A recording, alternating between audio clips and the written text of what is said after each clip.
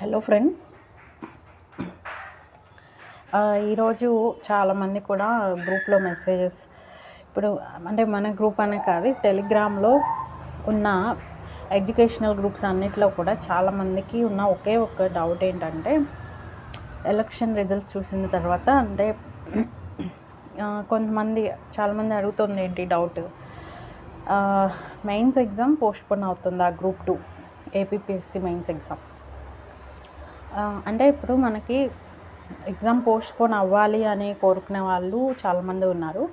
లేదు, షెడ్యూల్ ప్రకారం జూలైలోనే ఎగ్జామ్ పెట్టేస్తే మాకు టెన్షన్ లేకుండా బాగుంటుంది, ఇప్పటికే చాలా డిలేతో నోటిఫికేషన్ ఇచ్చారు కాబట్టి సో వెంటనే ఎగ్జామ్ పెట్టేస్తే బాగుంటుందని కొంతమంది.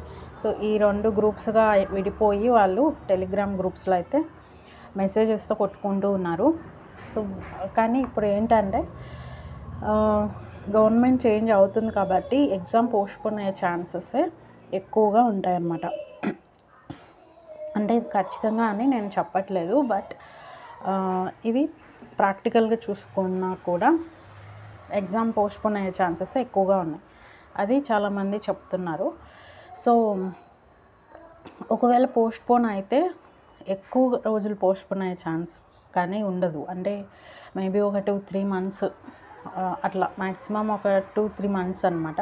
మళ్ళీ వెంటనే ఎగ్జామ్ పెట్టేస్తారు. ఎందుకంటే లాస్ట్ 5 ఇయర్స్ నుంచి నోటిఫికేషన్ ఇవ్వలేదు కదా, ఇప్పుడే 5 ఇయర్స్లో ఇప్పుడే ఇచ్చారు కాబట్టి ఎగ్జామ్ని క్యాన్సిల్ చేసి మళ్ళీ పెడతారా అని కూడా అడుగుతున్నారు.